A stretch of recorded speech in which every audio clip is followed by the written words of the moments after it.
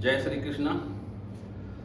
आज जहां देखें सभी लोग पितृ श्राप की, काल सर्प दोष आदि की बातें करते नजर आते हैं, लेकिन वास्तविकता से परे बातें करते हैं। इस कारण से दिल बड़ा दुखी होता है।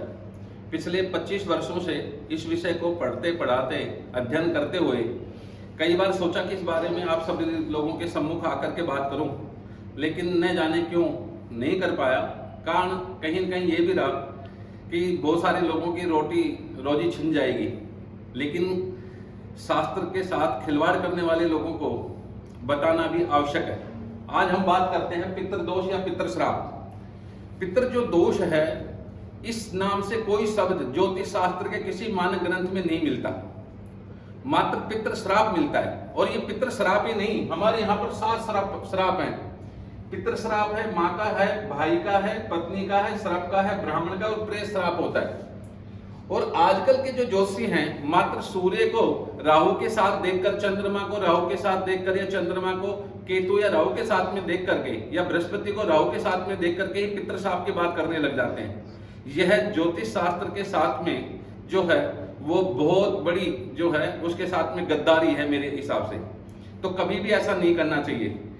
वास्तव में देखें तो राहु के साथ में अगर सूर्य है तो राहु जो है वो 1.5 वर्ष तक एक ही राशि में रहेगा, और सूर्य जो है 1 वर्ष में 12 राशियों का भ्रमण करता है। तो ऐसे में लगातार 2 बार ऐसी स्थितियां होंगी जब वो 30-30 दिनों तक, 1-1 महीने तक वो राहु के साथ और केतु के साथ रहेगा। तो ऐसी स्थिति के अंदर अगर हम देखें तो यानी 1 महीने तक जितने बच्चे पैदा होंगे वो सभी के सभी क्या श्राप दोष में पैदा हुए हैं।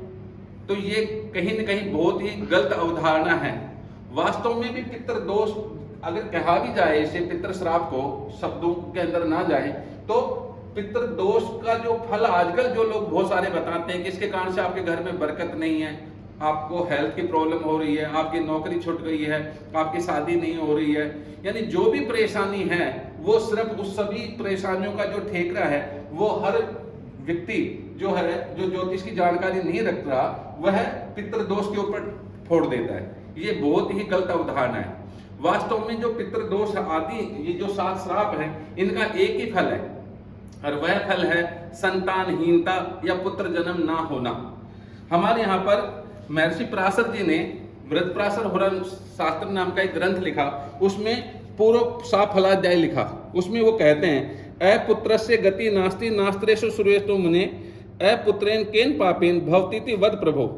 यानी कि माँ भगवती जो पार्वती हैं वो स्वयं भगवान शिव से कहती हैं, संवाद करती हैं कि हे प्रभु, सुना है शास्त्र कहता है कि अपुत्रस्य गति नास्ति, बिना पुत्र के सदगति नहीं होती, शास्त्रेषु श्रूयते मुने, ऐसा शास्त्र में मुनिवर लोग कहते हैं। तो वो कहती हैं अपुत्र केन पापेन, अगर पुत्र नहीं होता तो किस पाप के कारण नहीं होता, भवतीति वद प्रभो, हे प्रभु कृपया करके आप उसके बारे में बताइए। और साथ में कहती हैं जन्म लग्नांच तज ज्ञानम कथतम देव विद्याम भवेत अपुत्रस्य सुत प्राप्त्यम उपायम कृत्योच्यताम।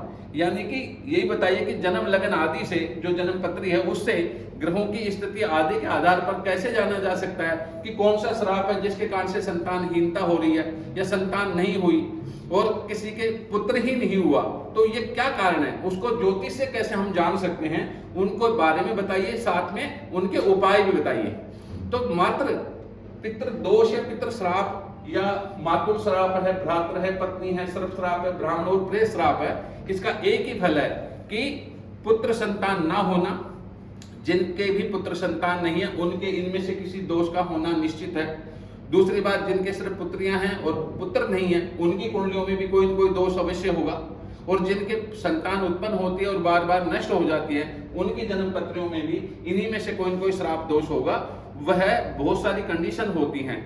जैसे मान लीजिए कि सर्प श्राप की बात करते हैं तो पंचम भाव में मेष या वृश्चिक राशि में राहु स्थित और मंगल से दृष्ट हो, और बृहस्पति भी 6, 8, 12 भावों में या अस्त हो या नीच का हो, तो ऐसे में सर्प श्राप दोष हुआ करता है। तो बहुत सारी स्थितियां, एक स्थिति नहीं है। तो ग्रह जो हैं वो किन ग्रहों के साथ में युत या दृष्ट होंगे, किन स्थितियों में होंगे, उसके आधार पर श्राप की बात की गई। सिर्फ राहु केतु के साथ में सूर्य चंद्रमा या बृहस्पति का राहु केतु के साथ संयोग देख करके जो बताने वाले लोग हैं उनसे आपको बच के रहने की आवश्यकता है। तो इसलिए सिर्फ पितृदोष या जो पितृ श्राप है उससे घबराने की आवश्यकता नहीं। अगर आपके घर में संतान, पुत्र संतान है, तो आपके ऊपर कोई भी पितृदोष नहीं हो सकता। यह हमारे सभी शास्त्र जो हैं वो बतलाते हैं। और इस बारे में कोई भी समस्या हो तो आप बात कर सकते हैं, हम जो है आपका समाधान करने का प्रयास करेंगे।